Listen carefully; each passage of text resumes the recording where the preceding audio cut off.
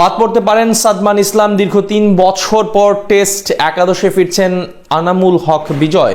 আলোচনায় আছেন মুশফিকুর রহিম। বড় রদবদল আসতে যাচ্ছে বোলিং ডিপার্টমেন্টে। ম্যাচ জিততে নতুন এক কৌশল সাজাচ্ছেন হেড কোচ ফিল সিমন্স। চট্টগ্রামে দেখা যেতে পারে নতুন এক বাংলাদেশকে।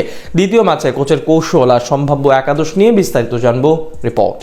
গেল মাসেই চট্টগ্রামের জহুর আহমেদ চৌধুরী স্টেডিয়ামের নতুন নামকরণ করা হয়েছিল বীরশ্রেষ্ঠ flight lieutenant Matiur Rahman cricket stadium. আর নাম পরিবর্তন করার পর এবারই প্রথম এই মাঠে খেলতে নামছে টিম টাইগার্স। সাগরিকার স্টেডিয়ামের নতুনত্বের মতো নতুন কিছু খোঁজ করছে বাংলাদেশ ক্রিকেট দলও। লাক্কাতুরা থেকে যেই মলিন মুখ নিয়ে গেছে চট্টগ্রামে, সেটা ভুলতে চায় নাজমুল হোসেন শান্তর দল, যার জন্য ভিন্ন রকম এক একাদশ নিয়ে মাঠে নামতে যাচ্ছেন কোচ ফিল সিমন্স। সাথে নয়া কৌশল সাজাচ্ছেন এই মাস্টার মাইন্ড। ডিপিএল এ দুর্দান্ত পারফরমেন্স করে নির্বাচকদের নজরে আসেন এনামুল হক বিজয়।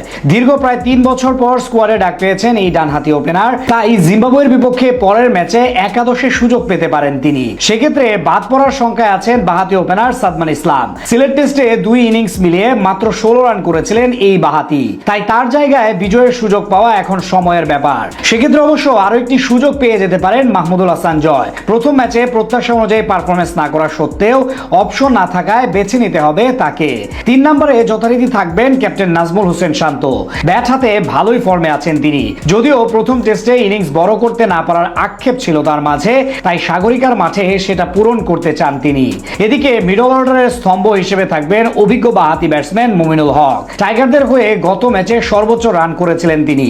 তবে আলোচনায় আছেন সাবেক অধিনায়ক মুশফিকুর রহিম। ব্যাট হাতে দীর্ঘদিন ধরে ভালো স্কোর করতে পারছেন না তিনি। শেষ ম্যাচেও হতে হয়েছে সমালোচিত।